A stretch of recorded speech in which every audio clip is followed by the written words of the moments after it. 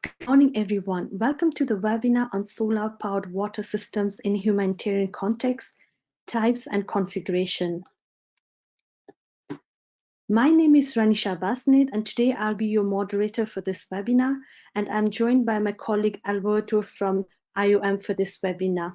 As you know, this webinar is organized jointly by the Solar Hub, IOM UN Migration, Oxfam, USAID, and Energypedia, and is actually a part of a webinar series which is aimed at capacity building and learning on solar powered water systems. So stay tuned for our upcoming webinars in Jan, Feb and March, where we will talk about different topics within the solar water pumping systems like retrofitting, chlorination, overpumping and so on. So do watch out for those invites. So a few house rules before we start the webinar. So for this webinar, we are taking all of your questions on your screen. If you are using your computer screen, on the right side, you have a control panel where you can type in your questions. In case you don't see this control panel, try looking for an orange icon, like an arrow icon. If you click on this icon, a control panel will expand. And that's where you can type in your questions. So we will address to all of your questions. Even if we cannot answer them today in the webinar, we will answer them in written form and send the documentation around. So please do use this option to send in your questions. And in case you are using tablets or iPads, on the GoToWebinar app on which you are listening right now, on the upper right side, there is an icon for like a hand icon, and next to it, there is a question queue. So try clicking on that and a pop-up will appear where you can type in your questions. So let's kickstart the webinar by knowing a little bit about you, the audience. So I'm going to quickly send you a request, a poll question on your computer screen.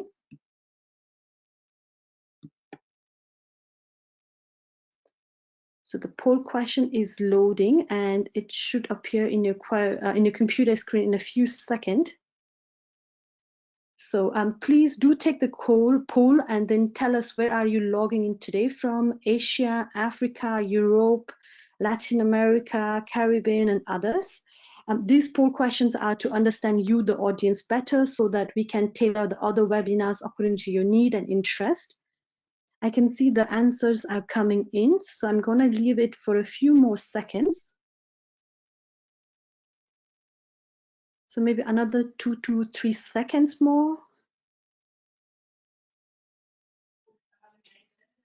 Perfect. Now I'll close the poll and display the results.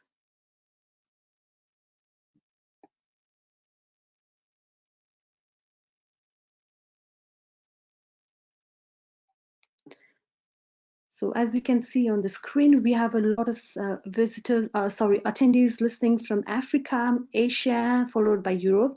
So welcome and good morning and good afternoon to everyone. So now I have a second poll question popping up in your screen. And the poll question is about in which sector do you work? It's loading, so please give me a few seconds. So yes. So now poll question is now on your screen, and do tell us in which sector do you work. Are you working in energy, in the humanitarian, private, research, and so on? So I'm going to give it another few more seconds as the answers are coming in.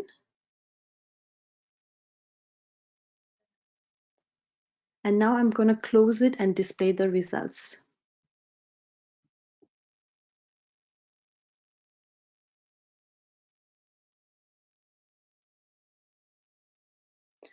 So we have a lot of attendees who are working in the humanitarian sector, followed by the private sector and the energy-related organizations. I hope this webinar will be useful to all of you. And now I have a final poll question popping up on your screen. So a few more seconds until the poll question pops up on your screen. So yes, please do take the poll and tell us if you have installed or are planning to install solar pumping systems. Again, this is to understand you so that we can tailor the content according to your needs for the upcoming webinars. So I'm now going to close the poll questions and now display the results.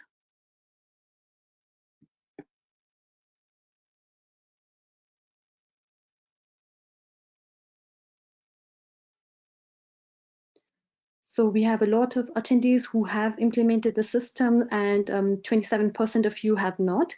So thank you to all of you for taking part in the poll. So now back to our webinar. I'm gonna quickly run through the agenda for today. Today we have 4 presentations. We are going to start with an overview presentation from Oxfam, and then we have 2 presentations from Lorentz and Grundfos about market solutions. And then we have a case study from UNHCR Uganda. So without further ado, I'm going to invite our first presenter for today, Asinath Kiprono from Oxfam. Asinath is a water and solar specialist working with Oxfam, and today she's going to quickly introduce the topic and provide an overview on the topic. So Asinath, the floor is yours. I'm now going to send you a request to share your screen.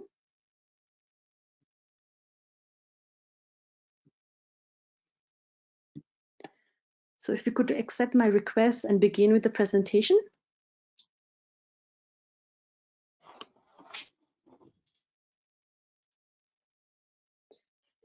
We can see your screen. If you could make it full screen mode. Thank you, Ranisha. I hope you can hear me. Yes. Okay, great. Please begin with the presentation. All right. Hello, everyone. My name is Asinath Kiprono, and I work with Oxfam GB, managing the Global Solar and Water Initiative. The Global Solar and Water Initiative is a project that is managed by IOM and Oxfam with funding from the USAID's Bureau for Humanitarian Assistance. It started back in 2016 to address gaps in the humanitarian sector that were hindering wider adoption of solar for water supply, the main one being lack of expertise among humanitarian WASH actors. Our overarching aim is generally to mainstream the use of solar for water supply by promoting solar pumping and supporting its quality implementation. And we do this through various activities that are anchored on these 5 pillars on the screen. And we will continue to carry out these activities through to December 2021. For this first session of the webinar, we will look at solar pumping configurations and components and criteria for selection.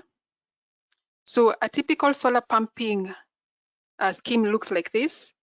The layout is like any other pumping scheme, having a pumping device connected to a power source, which is a PV generator, through an electronic controller, and then pumping water to a tank for distribution for various uses. A more detailed schematic looks like this. The main components are a pump, again, to push water, a controller that allows the pump to run on DC power, and a PV generator made up of solar panels that produce the DC power. Storage here is also an important component, but that will be covered in another webinar. This graph here explains operation of a solar pumping system compared to a traditional pumping system. In a traditional system, you have a constant flow and water can be pumped for 24 hours, but is subject to factors of diesel availability, power outages, and so on. The basic principle of a solar pumping scheme is that the amount of water pumped follows the solar day, like you see on this red curve here. It varies throughout the day with the intensity of the sun, as shown on the graph, but and pumping is only limited to during sun hours. But even with this variable shorter pumping, a solar system is preferred, as evidence shows that it's sustainable, it's more reliable, and it's also cost-effective.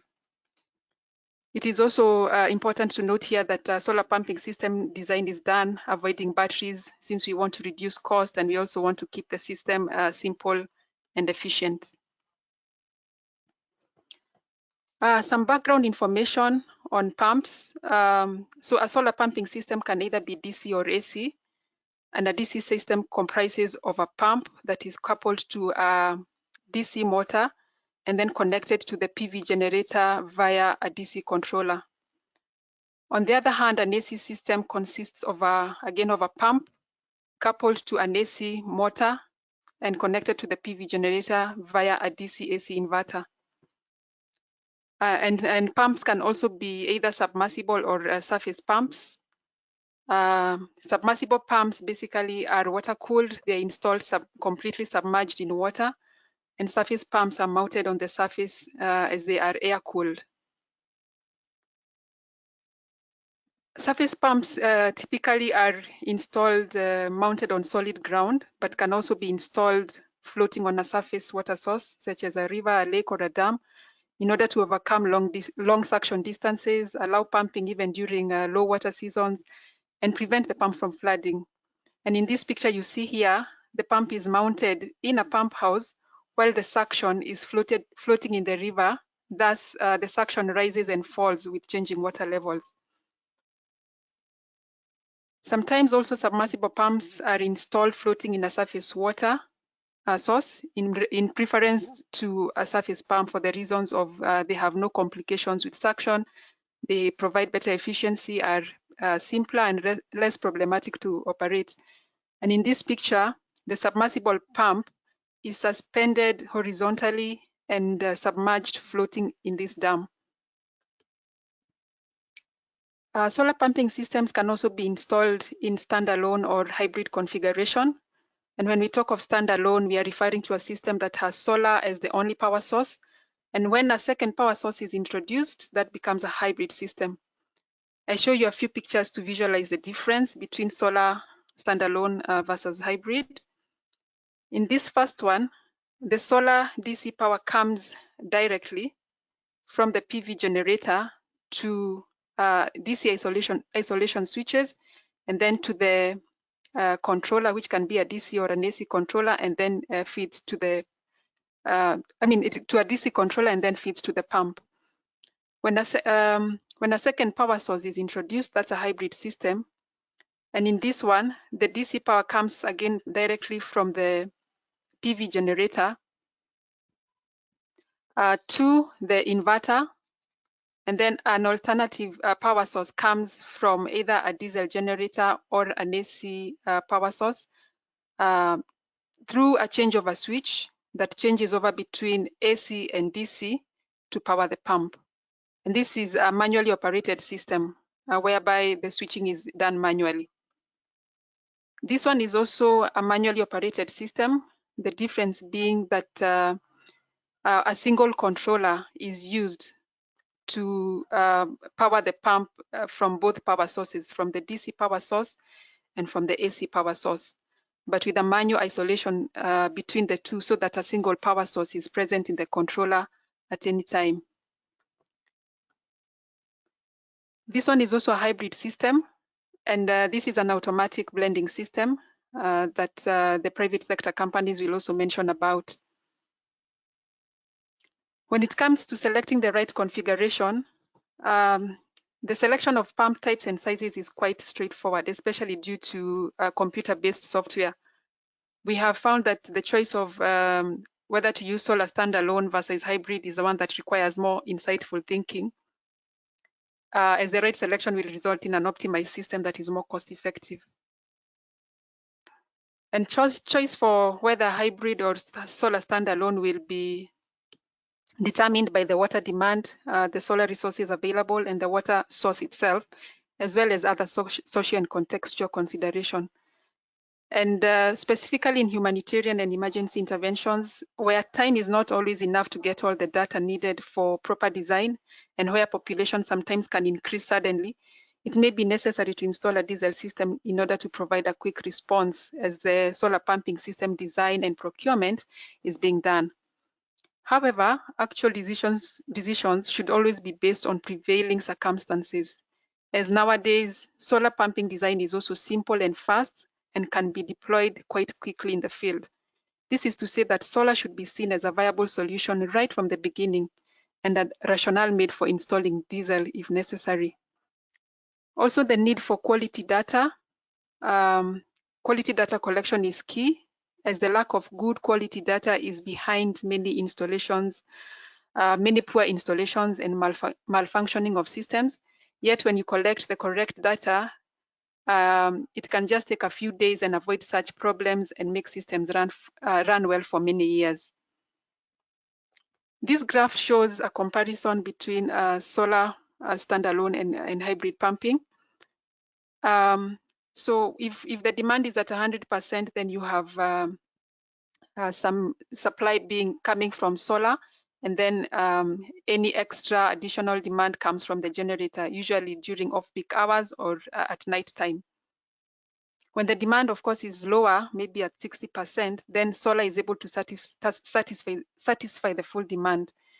And the excess water pumped during the peak hours of solar can be stored in a tank and negate the need for a generator.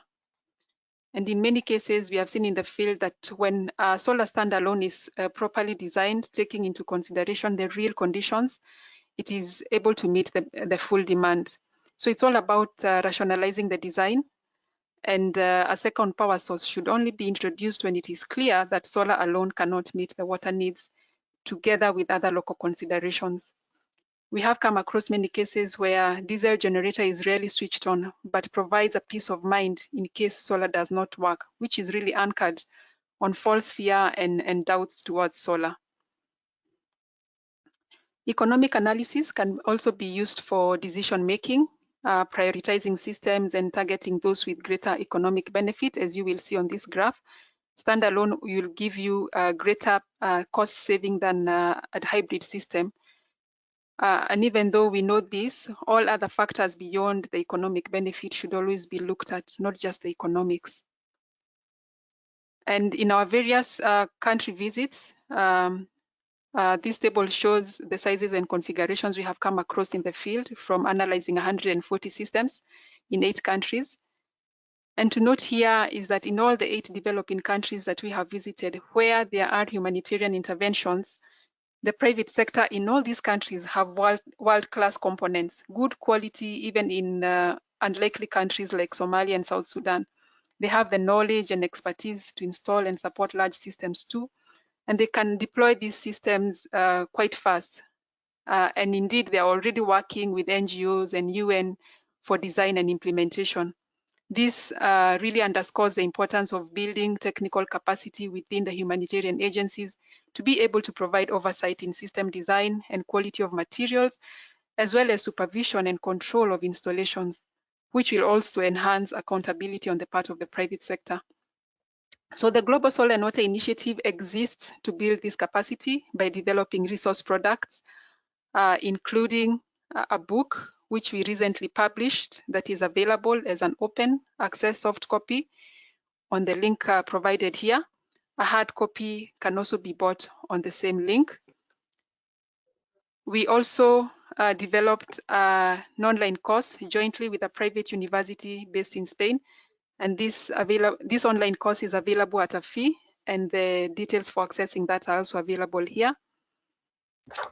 We also 2 years ago developed an on-site course, also provided at a fee in partnership with a university in Nairobi. Details as shown here. And then recently we developed a web page that brings together all technical resources on this topic of solar pumping, including a toolkit on solar water pumping, all the resources mentioned here, and the recording and documents of this webinar will also be uploaded on this webinar, on this website, and that is the web address for this new website. And finally, as mentioned earlier, we operate a technical helpline that is open to all WASH practitioners, and you can get in touch with us with all your technical questions related to solar water pumping, either through the email address provided here or by submitting your query on the website. And that is all. Thank you, and we look forward to hearing from you. Thank you, Asinat. Let me quickly switch back to my screen. And thank you also quickly sharing that, yes, we will make the documentation, including the webinar, the video from today's webinar online. So you'll have a link to all these materials and also the materials that Asinat talked about. So yeah, do stay tuned for that follow-up email where you get all the links. And as we progress with other speakers, when you are writing your questions, please do tell us to whom the question is addressed to, either the speaker 1, speaker 2, or the country, so that we can assign them to the respective speakers. So moving forward, I would like to now invite Adrian Honey from Lorentz. And Adrian is the head of marketing at Lorentz, and today he's going to present the solutions as those SPWS solutions from Lorentz. Adrian, I'm going to send you a request to share your screen now.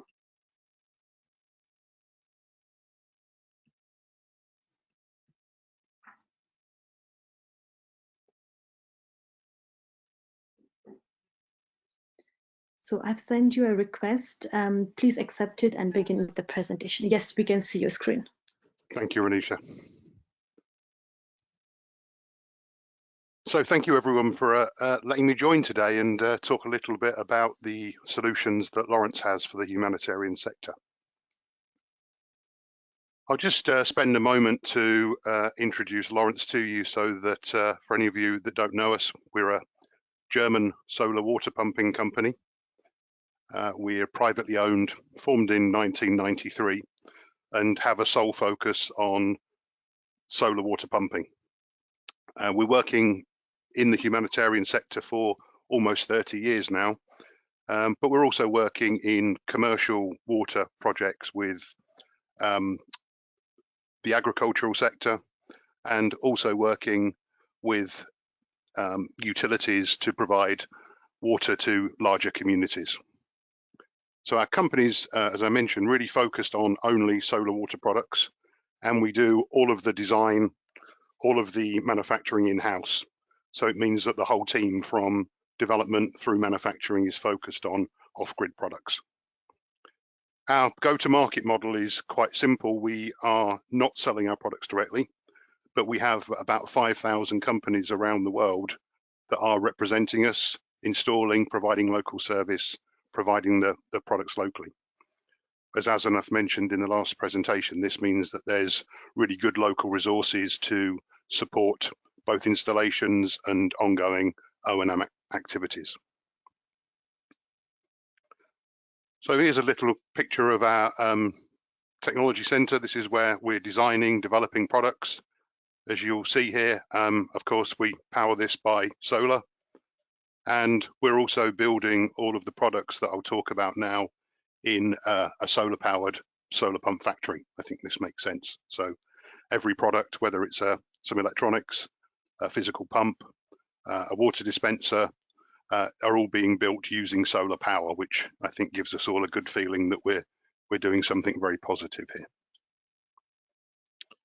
So if I look at the product portfolio that's working for humanitarian sector, we have a range of solar water pumps. So starting with the DC systems that Asanath mentioned, we have these from 100 watts to 4 kilowatts. So this is all using super efficient DC brushless motors. This means that you really can get the most amount of water from the smallest amount of power, and that the pumps will really run for long periods of the day. Next, we move on to the mid to large size systems. So here we're in the power range of 5 to 100 kilowatts. And in these systems, this is where you start to introduce hybrid systems. So predominantly running on solar power, but then with the option to bring in that second source of diesel generator or grid. So solar first, always, with then you top up your power needs using a second source, which, as was mentioned, is typically then a fossil fuel when we're talking about humanitarian solutions. So that range of products, surface, submersible, any pump types, going up to that 100 kilowatt range. And then the third pillar of products is looking at the water dispenser products, and these are managing water to point of delivery. So this is the idea of the Water ATM, I think is the description that many people understand, where you have a very low cost product which allows you to do point of water delivery. And all of these products are then underpinned by a common management system. So all of our products you would install, manage day to day, and get the data from using one common system, whether you're on a 100 watt system or a 100 kilowatt system or on the water dispensers. All of these things you can do locally with a smartphone, or you can also do centrally from a global management platform, which can be deployed across all products, again, very economically. So that's the sales pitch really. Let's have a look at what this really means to all of us. So if we take an example like this, we can see a typical humanitarian response. Here we have a submersible pump in a borehole. We have our PV array. Again, this could be something, could be 5, 10, 100. I think the largest PV generator we have in a humanitarian camp is 150 kilowatts, driving one large pump. So this can be of all scales.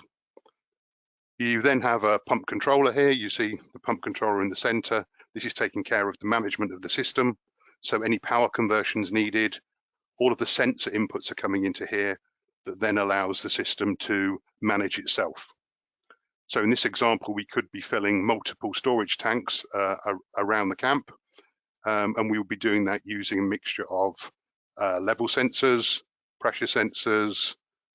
We'd be monitoring levels in the borehole, we'd be monitoring pressure in lines, and we'll be filling the tanks automatically, closing them, opening them to meet the demand of the network. So all of this is automated and very easy to configure. If we then need to think about adding a second power source, so a generator here, this is where we would introduce our hybrid solution. So in this context, the water demand from the network, whether this is we need 1,000 cubic meters a day, or whether we need to meet a certain pressure demand, the system would decide when it needs to bring in the generator and when it doesn't need to. So it's not switching. What it's actually doing is taking as much power as it can from solar and then bringing in a second power source to top up that solar. So we're not switching between the two, we're actually blending power sources. And this can really make quite a difference to the demand on the generator, and also allows you to do quite clever things like use a very small generator to top up a very large solar system. So you can mix really small generators, maybe a 20, 30 kVA generator running still a 100 kilowatt pump system. And of course, the system can take care of matching the different power needs together. So that's an example of really a wide-scale humanitarian solution. Key is there, we're not dual powering, we are blending. The reason we would bring in the second power source might be because, for instance, you had a borehole that's got a limited yield and you couldn't hit your peak water demands during daytime, so solar direct. So then you would bring in a generator to extend your pumping time. You also might bring in a generator if you wanted to manage a new influx of displaced people. So you could be really reactive to the number of people coming in while you plan your extension of your solar generator, for instance. So these things can be done really quickly. And it also allows you to reuse a generator maybe that you have that isn't sized specifically for this application. So you could bring in a spare generator from somewhere, bring it into the system, increase your water immediately. And again, all of this you manage remotely. So once it's set up, it runs itself. You can reconfigure that remotely. Very simple to do. So if we start to look at the whole range, so if you look at the pumps in what they can do, we can really go from a hand pump replacement down with that very small, low cost 100-watt system, right through to very large scale camp deployments. And if we look at the largest, if we're starting to look at 100, 200, 300,000 people can be served from single pump systems. Of course, sometimes boreholes, the demographics of the camp mean you want to put multiple boreholes in, but I would say at the moment there's really no limitation on what you can do with solar pumps. If we add in hybrid, this really makes anything possible with a solar pump. There's nothing we can't do. So we can think about the camp infrastructure. We can also think about community development though, particularly where we have community hosted refugees, about how we give solutions that work for the host population as well as the displaced people. And also I would say, don't forget solar pumps in emergency response. You can very easily kit, and Oxfam actually carry a kit with a solar pump with PV modules that you can air freight out and is ready to go for any emergency. You don't need to think about diesel supply chain. You can have a solar pump running in an hour. And this is not tiny pumps. This can be quite considerable size. So don't forget that emergency response application as well. I think the webinars going to the new year will talk more about this, but I wanted to also just talk very quickly about thinking ahead from just pumping and how we think about building more sustainable solutions. And so again, this is bringing in the wider context of communities, looking at more economically sustainable solutions. And one thing that's really accelerating quickly now is the use of water dispenser technology to make solutions more sustainable. So why does this water dispenser make it more sustainable? By using token-based access for either people within a camp environment or community-hosted displaced people, you can really control and give fair access of water to everybody. So this is about reducing waste. It's about making sure everyone has fair access. And I think we'll talk about this in maybe a future webinar in more detail. But the idea is very simple. We don't have water wasted on the ground because people have value of water. We have sharing of water across everybody that's being served. And we're also then building systems which allow later revenue collection, commercialization as people are introduced into the community, and as the camp infrastructure is also maybe managed by local private sector utilities. So an interesting concept for this space. And we're also asked to think about lessons that we see from the sector. The thing that I would love everyone to do is please write your tenders for work, not by giving the technical solution, but by asking for the water that you need. So the benefit we have in the private sector is, of course, we're working on solutions all around the world. We have this good helicopter view of what's going on. We are driven pretty hard in the commercial sector every day to do better, to provide more for less money. So it's very competitive, and we can bring a lot of that learning into the humanitarian sector. So please, lean on us and ask us, to give you solutions. Don't please tell us the solution, because often some of the knowledge is not kind of at the cutting edge. So if we're asked to provide this many PV modules, this wire size, this type of pump, and actually we say, well, that's not really the best solution, a tender drives us down the wrong answer sometimes. So please, tell us what you need and in terms of water, number of people for the projects, and let us bring the solutions in. The other thing I would suggest is it's a really good idea if you can coordinate your projects. So where we have 2 or 3 projects going on, one after the other with different agencies in the same place, this really adds to costs. So if we can coordinate projects, if we can do 3 boreholes in one project rather than 3 separate projects with different agencies, this can really save a lot of money in terms of logistics, mobilization, project management. And those savings, of course, mean that we can help more people. And my last point probably would be handover processes is something that really takes us a lot of time. So where we have one agency handing to the next for a project, or even rotation of staff, the staff on the ground need to go through an education process again of how to use equipment, how to look after it, how to interpret information, this kind of thing. And if you can get those handovers, that would save a lot of technical problems with equipment as you hand from one member of staff to another. Okay, my last thing would be just to offer up some resources to the sector. So we have a lot of case studies available for humanitarian space, so they're on our website under case study section. We also have some good content on YouTube in terms of some webinars on some of the topics we've discussed today. And we also have a knowledge partner program available to all of you. So thank you for that. I'll hand back to Renisha. Thank you, Adrian. Let me quickly switch back to my screen. And currently we have a lot of questions pouring in, so keep sending those questions, and my colleague Alberto is replying to all of those in the chat. And moving forward, I would like to invite Jakob Norman Olsen from Grundfos. Jakob is the global product specialist based in Denmark for Grundfos. And today he's going to talk about the market solutions that Grundfos offers. So Jakob, I'm going to quickly send you a request to share your screen.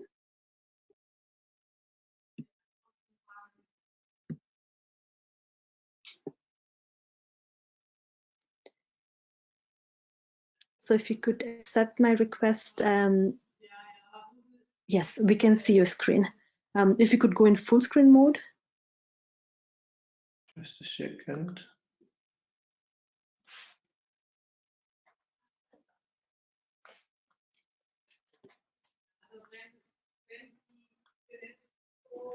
Perfect. Okay.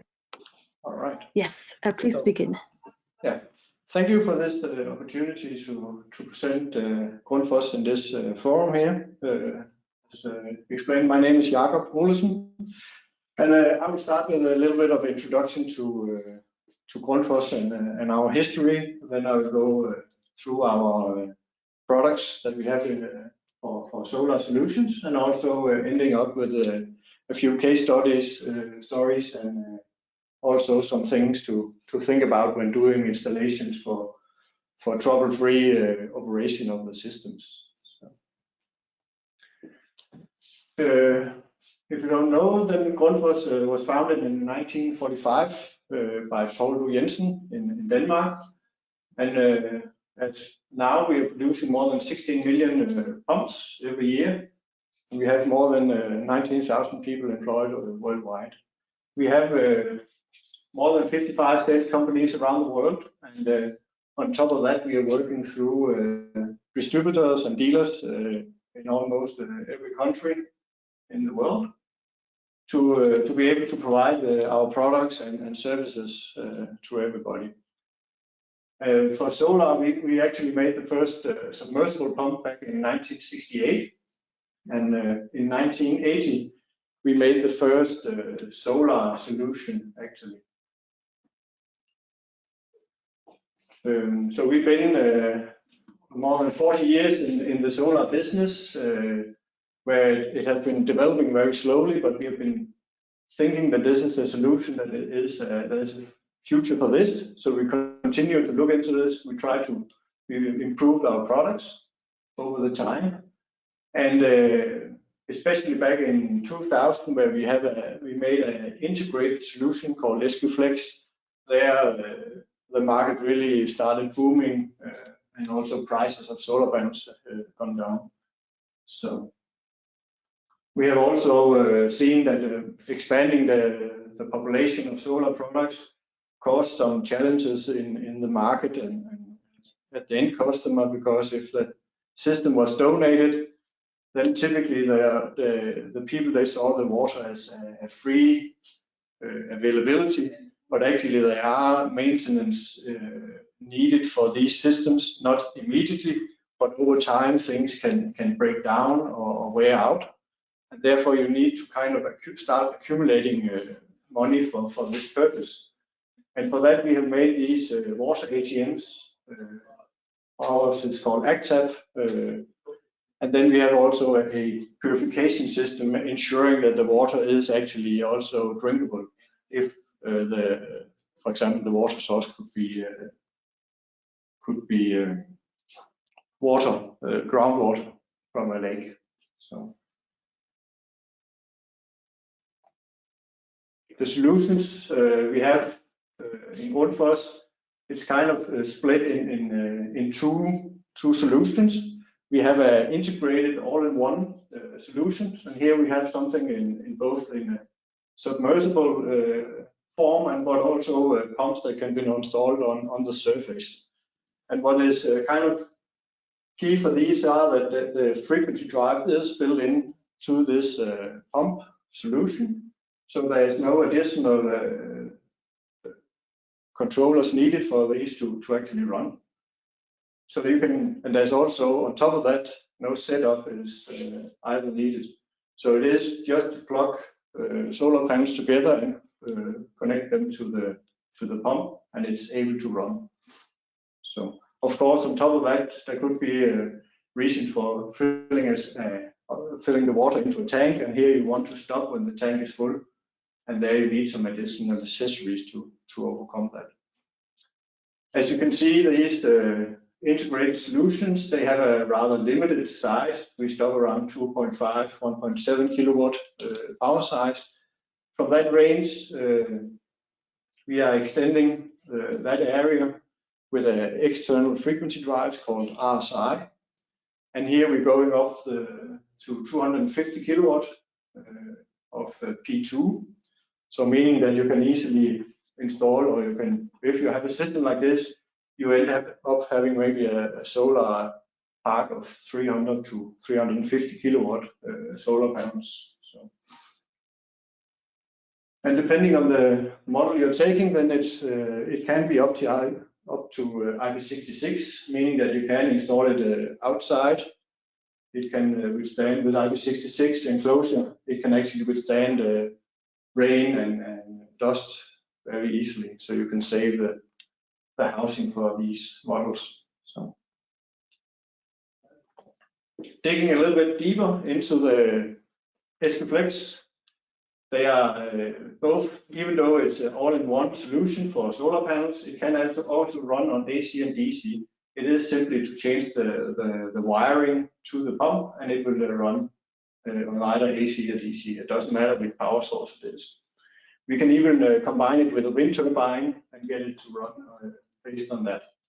So it has a wide voltage range, meaning that you have one system and you're just configuring the voltage according to the solar panels you have. So, and it's based with the motor itself is with a PM BLDC motors, meaning it's very high efficient system. One other additional feature for the SPWS is that the dry run protection is built onto the motor. You don't need anything extra. So when you have installed the pump in the well, it's ready to operate, and it will stop if the water level is dropping too far down. Then we will protect the motor and pump first of all, but of course also avoiding that the well is overpumped fully. Looking into the MGplex, that's the motor, which can be combined with solar. Inside Grundfos, we have a various number of hydraulics that can be fitted to this motor. So it could be for pressure boosting, it could be for water transfer or water filtration. We have seen we are using it together with cleaning swimming pools, not so much in the humanitarian area, but irrigation, farmhouses, and also water distribution of the system. And it has the same basic functionality and also voltage range as with the SPWS, so it's really recognizable to adapt to when using these systems, and very easy to set up. As I mentioned, we have these two systems which goes very well hand in hand with this solar installation. So we have the Accure, which can clean the water. If, for example, you have surface water, then you can actually put this in and get the water clean, so it's drinkable on the other side. And of course, filtration solar systems, they need some kind of maintenance, and to ensure that you have money for that, then we have this air tap, which is the Water ATM, where you can kind of come and the end user will pay for a certain amount of water. We will collect the money, and they will then be available for service and maintenance. And we have also even seen scenarios where they, due to this money payment in, that they have been able to afford additional systems, meaning they could actually afford on their own to expand their pumping systems. So. The Grundfos solar inverter, it's covering from 1.5 to 250 kilowatt. It can work with standard AC motors, meaning that you can actually retrofit this into a already installed pumping system, saying now I want to convert this to solar. Then you can actually do that very easily with this frequency drive. On top of that, we also can operate with these PM BLDC motors. So then you can actually have or choose very high efficient motors. Then you are able to either deliver even more water, or you can have a larger saving on the amount of solar panels. That is the choice of these possibilities. The key features here is that it can run on AC or DC. It has this quick setup wizard, which makes it very easy to set up. So yeah, and of course all of our solar system, they have this advanced maximum power point tracking software inside it, which is the key component that is kind of controlling how the solar radiation is utilized in these inverters. We also, as you can see, we have the RSI, which were AC and DC compatible, and that can actually be combined with our power adapt, where you then can mix and blend the two power sources. You can combine AC and DC, similar to what Lorentz was explaining earlier. And it gives you opportunity to have an energy saving, trying or accommodating a 24-hour operation. It could be a low yielding well. You need to run the pump for 24 hours to accommodate the water consumption. That can be then done with this solution with power blending. It could also be a backup for poor grid stability. So in this area where you have grid, and sometimes you don't have grid, then at least at daytime you can run on pure solar with a setup like this. And to kind of combine and gather the information, we have a system called Grundfos Remote Management. And it's a simple system to monitor your system all over the world. You have access, and we are sending the data via the GSM network. Very easy to get access to. Regarding choices or sizing of systems, we have a solution where you can go to our website, and there you can actually do the sizing yourself. So you can here access our product selection tool, and here you can do a solar sizing, and all you need to know is actually the location, the static and dynamic head, and then how much water you need per day. Then you are ready to size, and you can actually get an estimate of what is a good system for you. When you've done that, you can contact our nearest Grundfos supplier or office all over the world. So. For installation and maintenance, there are some few key things to think of in this scenarios, and it's basically most of it is around installation. Make the installation proper, and you will have a long-lasting system. Focusing on the installation of the frequency drive, but also the solar panels, as you can see here in the picture. It doesn't help with solar panels if they're shaded by palm trees. And on the maintenance side of it, there's basically not much to do, but of course there is an important part of it, because solar panels are your power source, and if you're not cleaning them, then they will lose the effect quite fast, and the system will not work. So have a maintenance protocol for cleaning solar panels is quite important. And for longer periods, then you should also consider if there's some trees or bushes that have grown up and cast a shadow. For the pump, the submersible pump especially, there is very little concerns on maintenance. They can run for a very long time without any maintenance needed. But of course, the best product can fail if the well or the condition it's put into is not maintained, and that is where especially the well have a high impact on this. So monitoring the water level and also sand silt content is quite important on these submersible pumps to ensure the long lifetime. A few case stories. In India, we have a system with a MGplex combined with a hand pump. So it's a dual solar hand pump, solar pump system, meaning that they can use the hand pump in a bad weather situation or at evening or night. But due to the dry periods, some time of the year, the water level is actually dropping so deep that they cannot get the water from the hand pump, and there the MGplex can actually supplement this, and even with rather small power sizes. Another scenario is in Ethiopia, where we are delivering a water supply for community. So we are fetching the water down by a riverbed, but the village community is actually 5 kilometers away.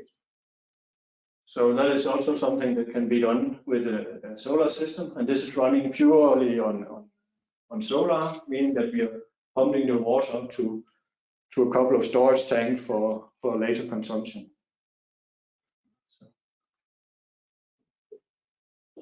Another situation is here where we are helping with irrigation. Again, water transfer. They have a big lake where they want to move the water to actually where the crops are growing.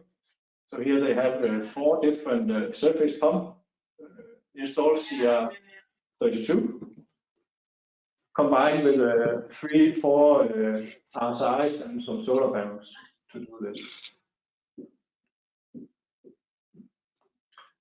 Another scenario is in emergency places. We went to Portugal to help providing water to the small villages around on the island. They were struck by this hurricane for, I think it's 3 or 4 years ago. And here we installed a solar system to actually overcome the power grid was out. They were missing like 60,000 poles for getting the grid up and running again. In that meantime, we could help them with supplying water for these communities around on the island.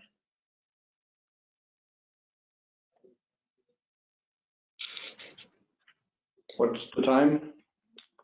Jakob, yes, we are nearing towards the with the time limit. So if you could wrap it in next 2 minutes, 1 or 2 minutes would be great.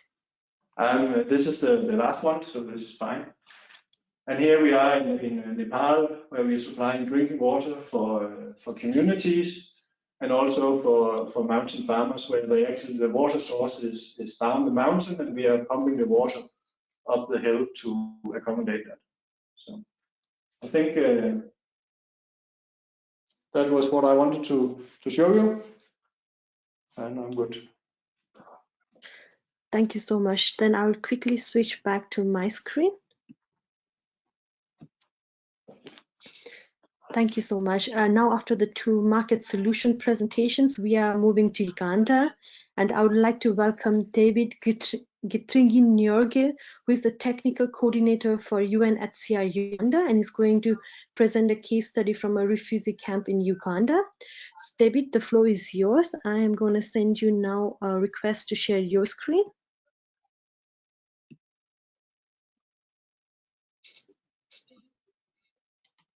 So if you could accept it and begin with the presentation.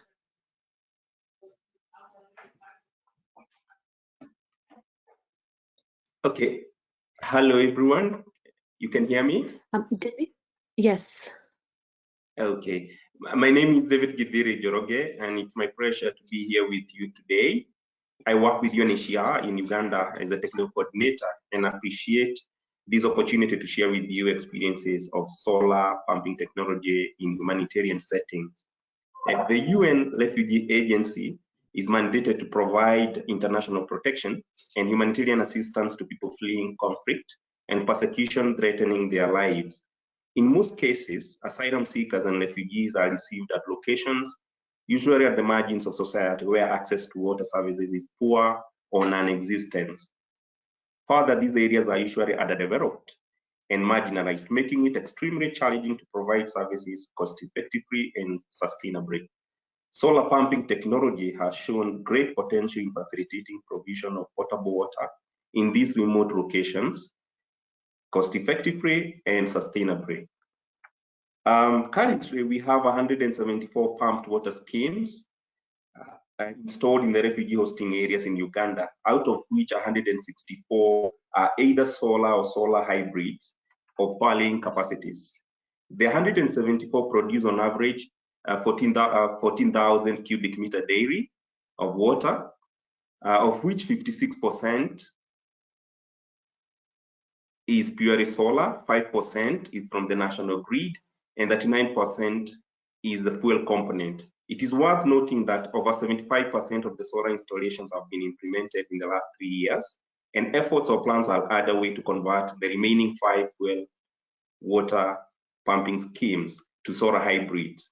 An additional 30 projects are at different stages of development and are either solar or solar hybrids. What is driving this uptake of solar pumping technology? Several diverging variables have converged and contributed to the exponential uptake of the solar pumping technology.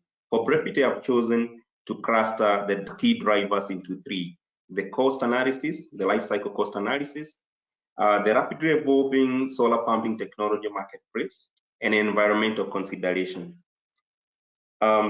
Uganda Solar Water Pumping Report, which was co-authored by the Africa Clean Energy Technical Assistance Facility, released in 2019, provides an overview of lifetime cost of solar pumps versus diesel pumps for varying outputs. From the analysis, as you can see, solar pumps have a clear advantage on lifetime cost as compared to diesel pumps. Further, the cost advantage is more for smaller outputs as compared to the higher output installations. This plays favorably in humanitarian or rural marginal settings, where most installations lie below the 500 meter cube per day.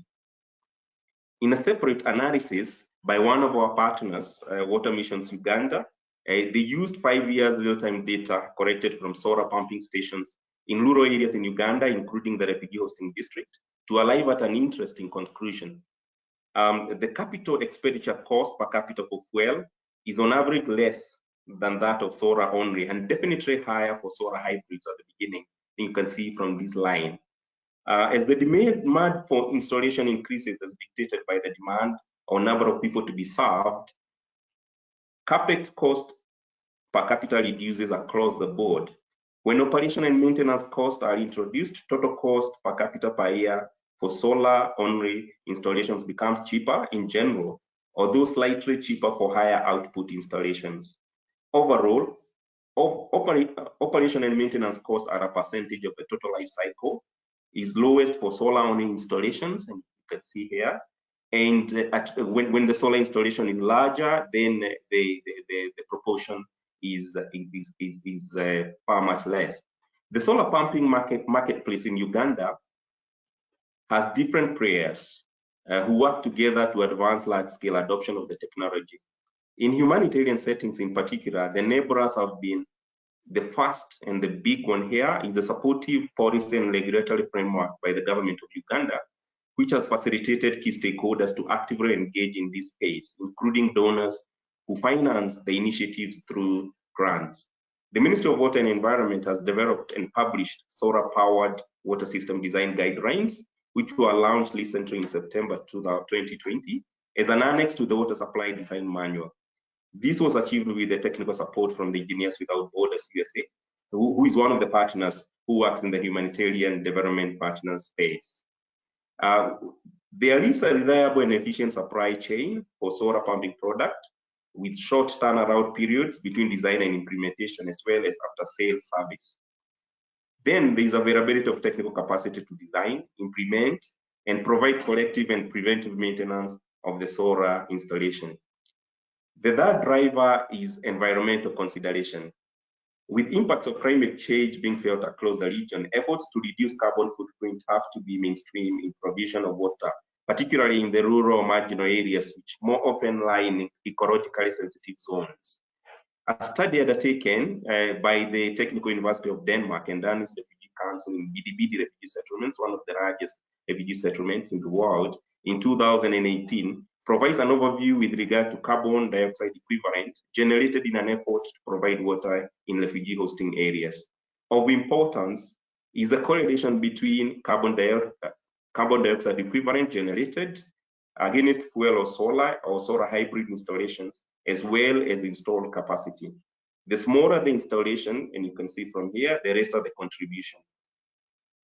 Essentially, at 0 O&M, solar hybrids of higher capacities contribute higher carbon dioxide equivalents. However, once O&M sets in, you can see in this graph, diesel only shoots up, followed by solar hybrids. Generally, solar-only installations remain the least polluters when systems with equal output are compared. This is from live analysis of data in the settlements. Briefly, solar-powered pumping system. David? Yep. Sorry to interrupt you. Right now we are seeing your slide in like 2 modes. Can you like go completely full screen mode? Okay. Because some of the attendees are not able to see the numbers on the slides properly. So if you could try just mode. Let's see just a bit. Okay, let's show you full mode. Let's see.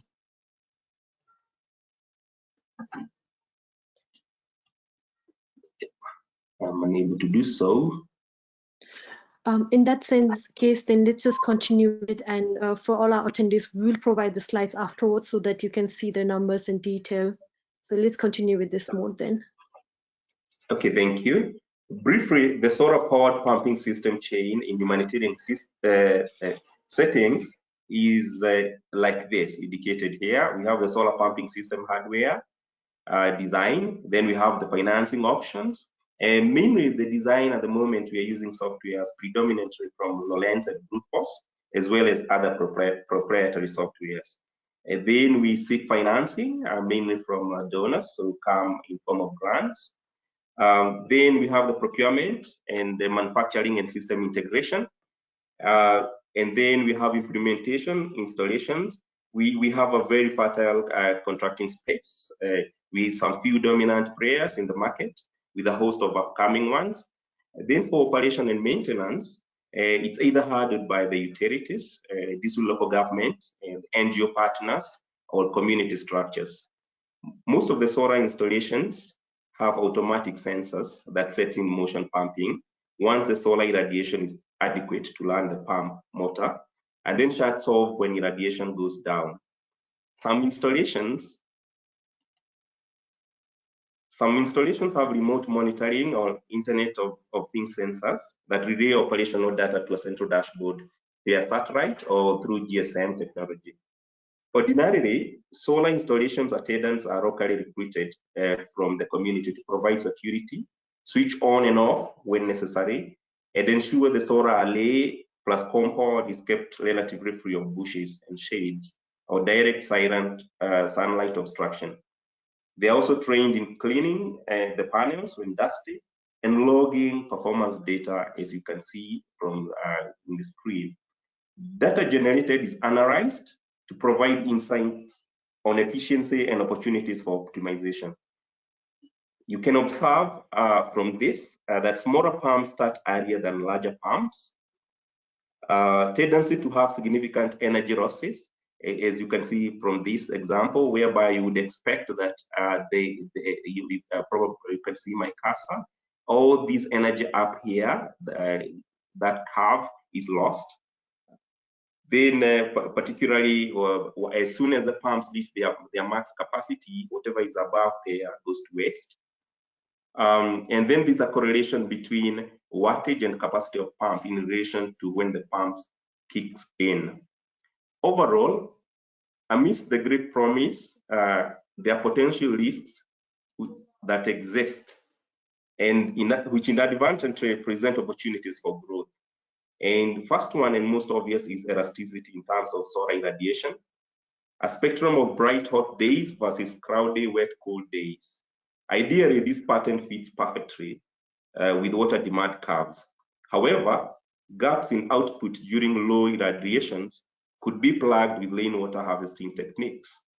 Secondly, in rural areas, attracting and retaining talent is not easy, so leading to low technical capacity to monitor performance and provide timely troubleshooting skills.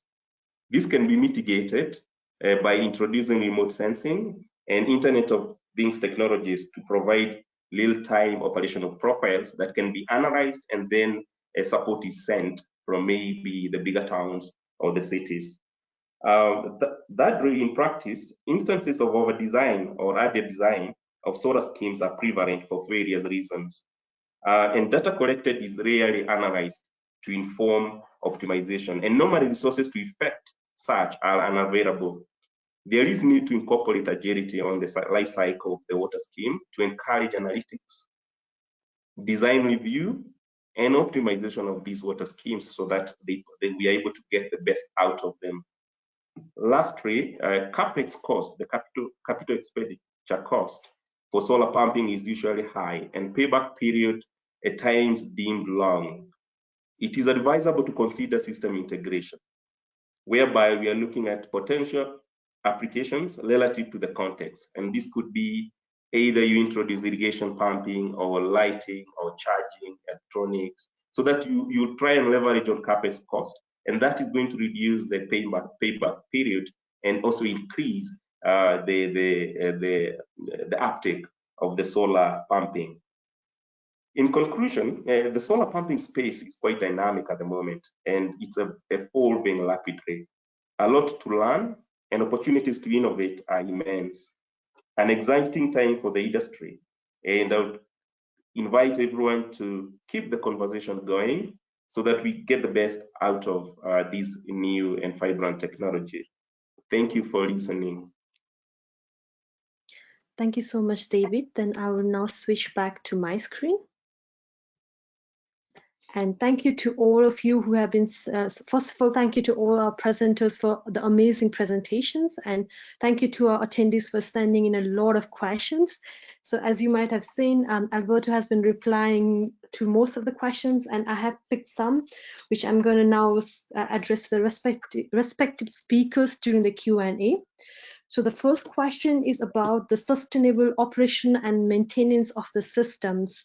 So this question is addressed to all the speakers, and if you could just tell us from your experience, how do you ensure long-term sustainable operation and maintenance of the SPWS systems, especially in terms of ownership of the technology, and also in case the security situation worsens, especially in refugee camps?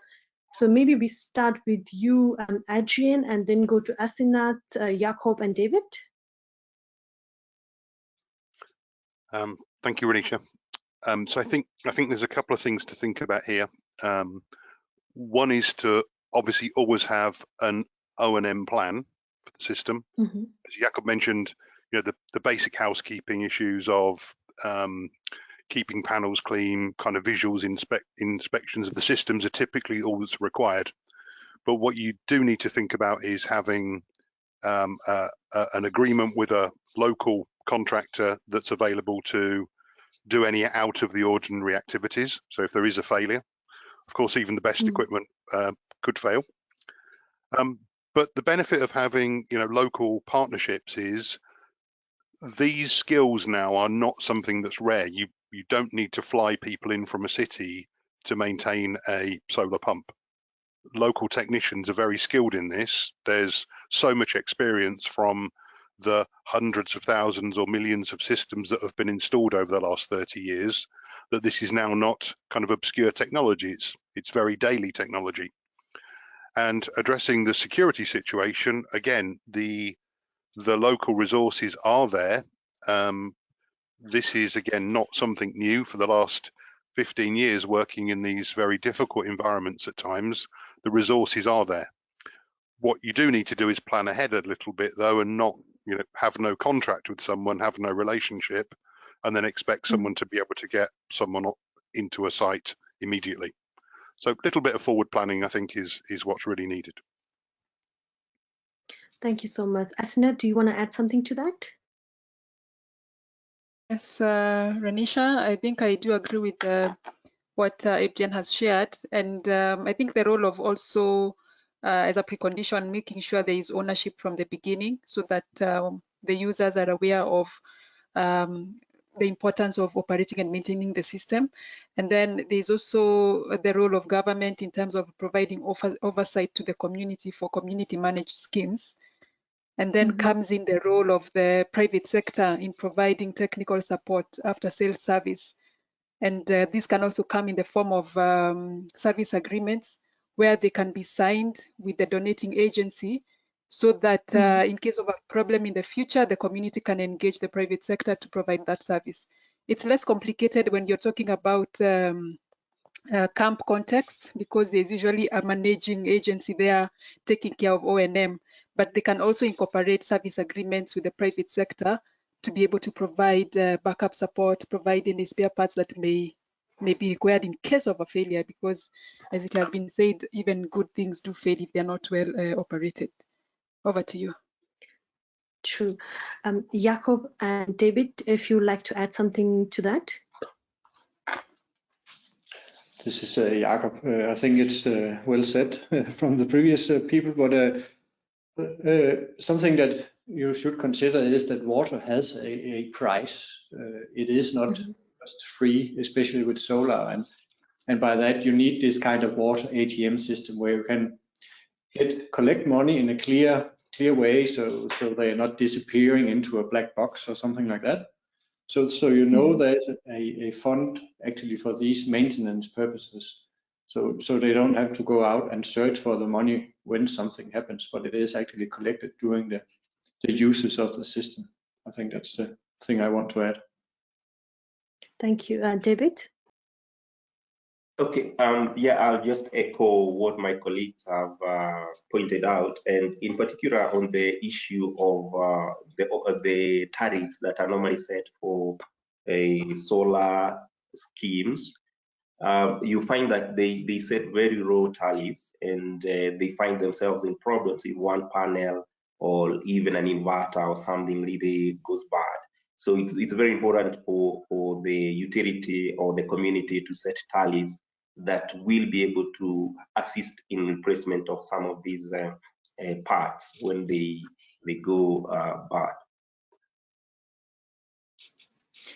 Thank you so much. And coming back to the point that Jakob mentioned, that water has a price, we do have some questions for the water kiosk and the smart tap for Lorentz. So maybe I can start with Adrienne about the smart tap system. So do you use a prepaid card method to speed up the revenue collection in the communities that you have been operating with the smart tap system? So yeah, there's a token that I think you saw on the pictures that each user would have. That what's interesting is the systems are not necessarily having to be prepaid. So we have different operational modes. So you can have predefined water allowance per day, for example, so that every user would have an auto-renewing 20 litre per day allowance, for example, which means you don't need to top up credits anywhere. But then you can also have traditional prepaid credits to be added to it. And you can also have more complicated models where you also have social water allowances. So you can also issue amount of water based on family needs, health needs, etc. So it's a really flexible system that allows you to allocate water in a fair and appropriate way, whether it's commercial or just allocating water within a camp. It doesn't have to be any payment at all. So a flexible system. Flexible system, thank you. And the same question goes also for you, Jakob, with the water kiosk. How does the payment system work, or the revenue collection? Yeah, they work in similar cases to Lorenz's. So you have a card there. You can either have it with a prepaid amount in it, or you can top it up with a cell phone account. you can also go to a water administrator and then pay by with cash, and then he can load the card with money. So there are different options in doing this. Thank you so much. And to both, again, to Adrian and Jakob, a common question is, there has been a lot of requests to connect with you guys. So what would be the best way to connect with you? Is it via the website, or maybe Jakob, you go first. Yeah, at least from my side, that will be email contact. I can make sure we can share that afterwards. I can help on technical questions and so on, and when it comes to prices, I have to refer you to the local companies and distributors. So. Thank you so much. Adrian? Yeah, I think there's a couple of ways of contacting us. Email's no problem. I'm happy to share email addresses and put you in touch with the right partners or the right members of the team within Lorentz.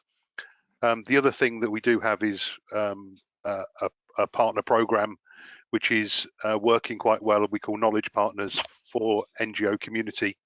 So this gives the special access to tools and information that isn't public. So this is the same information that our commercial partners would have. So if you want to email through on that, we can get you joined into that program as well. Thank you so much.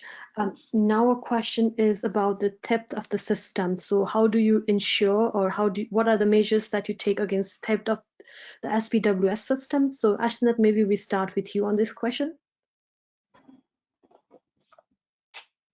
Renisha, to just get that right, did you say theft of theft, like the systems being stolen and vandalized? Okay, theft has been an issue in certain contexts, but it is becoming less common because I think as solar panels become more and more affordable, people don't see the need to steal. But also when communities put in place structures that make sure that the solar system is safe, there's a guard to maybe at night to protect it, then that ensures that the system is safe. Usually the most common thing that is stolen or vandalized is the solar panel because it's very visually available for people to access. But we can share documents together with other resources that gives more details of how a solar system can be kept secure from theft. Indeed, we are going to be preparing a more solid document that explains all the measures, the preconditions for safety of solar systems, and the measures that can be put in place for safety of the modules. So, because it's quite a detailed document, I can provide, and it can be shared with the other resources. Thank you so much, Astina. David, do you add something to that? Yeah, just to give an example of what we do, we employ access controls, that is physical access controls through fencing and also employment of guards, and then also try to use the community structures to enhance ownership, and then they're able to protect what belongs to them collectively. Thank you so much. Now I have one last question for Adrian, because we are coming towards the end of the webinar. So the question is, what is the reason for power limitation of AC system? It's more a general question. So yeah, so there isn't really a power limit. The reason that you would use the BLDC motors for smaller sizes is simply that they are much more efficient than an AC motor when you're looking in small power classes.